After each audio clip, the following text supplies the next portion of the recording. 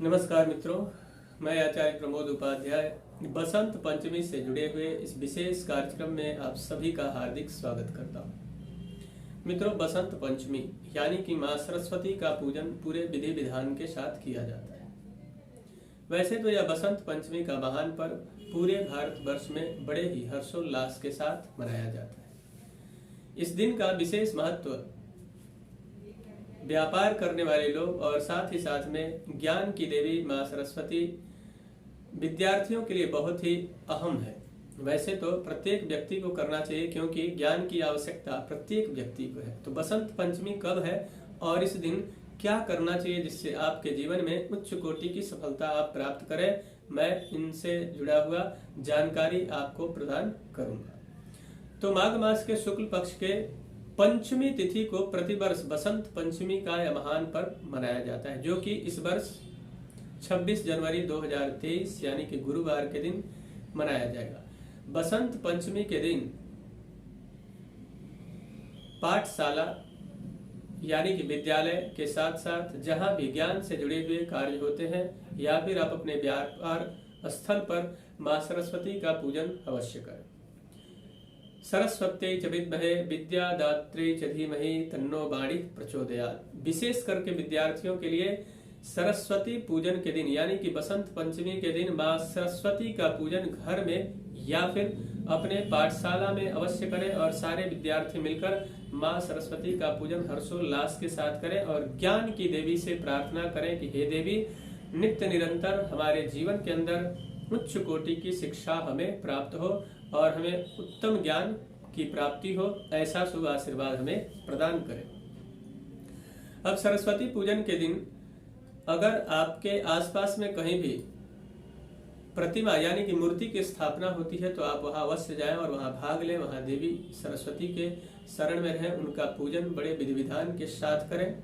और यदि नहीं है तो कोई विद्यार्थी जिनका मन पढ़ने में नहीं लगता है या फिर अथक प्रयास करने के बाद यानी कि लगातार कोशिश करने के बाद भी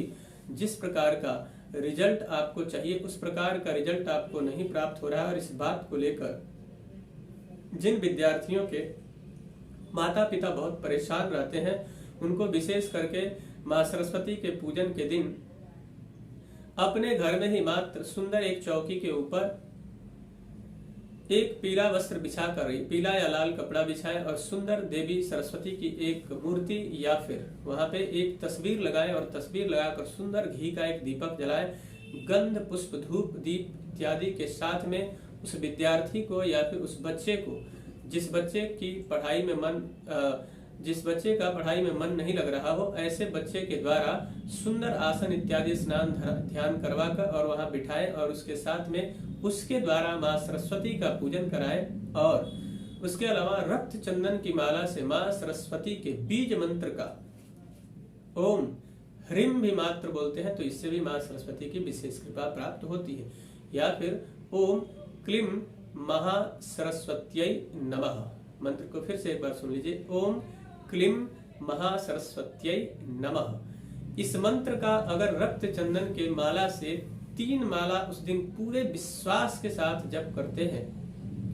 या फिर सरस्वती यंत्र बना करके और माँ सरस्वती के समक्ष रखकर और मात्र पंचोपचार पूजन करके और उस यंत्र को अच्छे से एक ताबीज में डालकर उसको चिपका कर माँ सरस्वती की तस्वीर या प्रतिमा से स्पर्श करा के और पूरे श्रद्धा और विश्वास के साथ उस विद्यार्थी के गले में लाल धागे में अगर धारण करवा देते हैं तो निश्चित तौर पर जिस विद्यार्थी का मन पढ़ाई में नहीं लग रहा है उसका मन लगना प्रारंभ हो जाएगा। साथ ही अगर आपके बच्चे का मन पढ़ाई में नहीं लग रहा है और आप चाहते हैं कि वह उच्च कोटि की विद्या प्राप्त करे या फिर बार बार लगातार प्रयास करने के बाद भी रिजल्ट मन के अनुकूल नहीं मिल पा रहा है या फिर बार बार वह विद्यार्थी फेल हो रहा है, उसको सरस्वती पूजन के दिन मधु लेना चाहिए। मधु लेकर सुंदर से एक प्लेट या फिर छोटी सी कटोरी में रख ले और स्वच्छ वस्त्र धारण करके माँ सरस्वती के समक्ष बैठ जाए और बैठने के बाद यह जो अनामिका अंगुली है, इस अंगुली से मधु को लगातार नित्य निरंतर चलाते रहना। ओम ओम क्लीम महासरस्वत्यै नमः मंत्र का 108 बार अगर जप करते हैं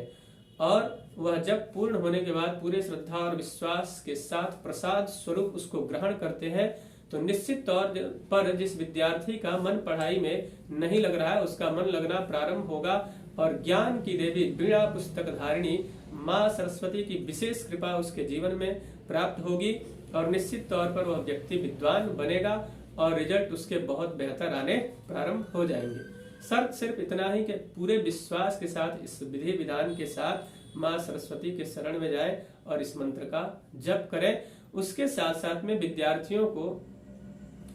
और भी अधिक विद्या की आवश्यकता है, साथ साथ में कम मेहनत करके अधिक उच्च कोटि का रिजल्ट प्राप्त करना चाहते हैं तो सरस्वती पूजन के दिन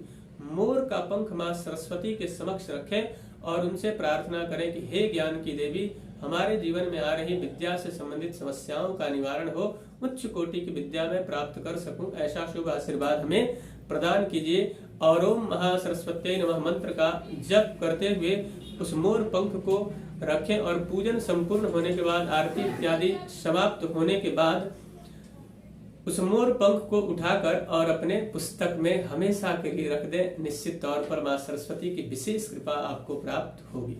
मित्रों, मुझे आशा है कि मेरा यह कार्यक्रम आप सभी को पसंद आया होगा। मेरा एक निवेदन है कि अगर अभी तक हमारे चैनल को आपने सब्सक्राइब नहीं किया है तो कृपया चैनल को सब्सक्राइब कर लें, वीडियो को अधिक से अधिक लाइक और शेयर करें, बेल आइकन को दबाएं जिससे नई नई जानकारी आप तक पहुंचती रहे। तब तक के लिए इजाजत दीजिए। नमस्कार।